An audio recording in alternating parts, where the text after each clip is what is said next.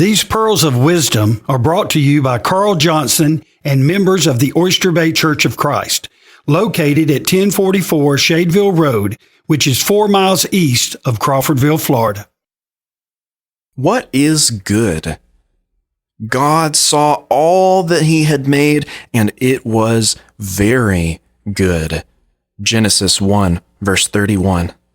We live in a culture where the word good has become casual and ordinary. We use it to describe a decent meal, an entertaining movie, or the pleasant behavior of another person. Yet when God uses the word good, it carries a depth and perfection beyond anything human language can fully capture. In the opening chapters of Genesis, God surveys the world he created and declares it very good. This isn't a shallow compliment or a moment of personal satisfaction. It is a divine declaration that everything he made operated exactly according to his will, pure, harmonious, undefiled, and filled with purpose. God's definition of good is intimately tied to his character. And when he calls something good, it reflects his holiness and intentional design. Humanity, by contrast, uses the word good in far less meaningful ways. What people call good is often determined by personal preference, cultural trends, or shifting emotions. A behavior considered good in one society might be condemned in another. A habit praised by one generation may be rejected by the next. Because human nature is flawed, our understanding of goodness is often shallow and inconsistent. We may label someone as good because they're polite, generous, or well-mannered. Yet even these qualities can mask selfish motives or be applied only selectively.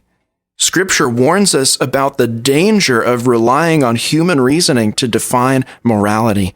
Isaiah 5:20 declares, "Woe to those who call evil good and good evil," highlighting the moral confusion that results when humanity abandons God's standard.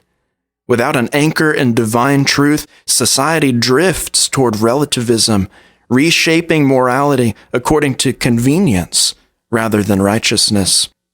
God's goodness, however, is unchanging and absolute. Unlike human goodness, which is often conditional and inconsistent, God's goodness flows from his very nature.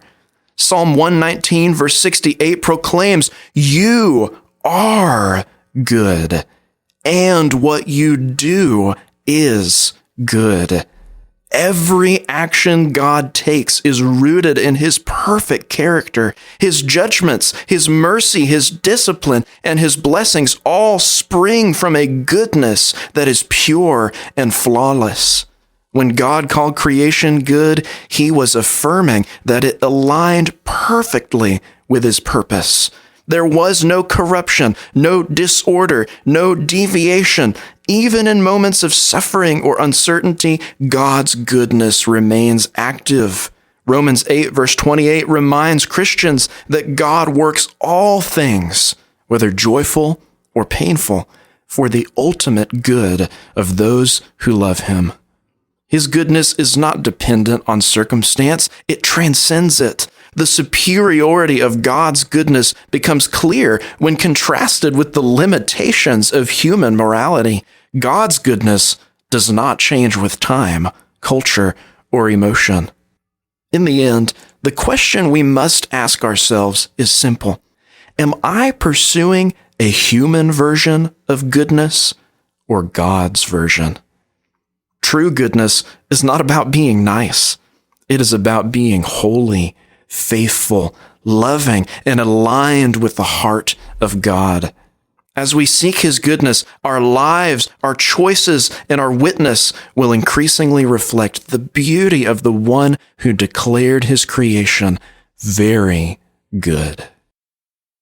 If you enjoyed today's Pearls of Wisdom and would like to hear more, just go to our website, oysterbaychurchofchrist.org, or visit us in person at 1044 Shadeville Road,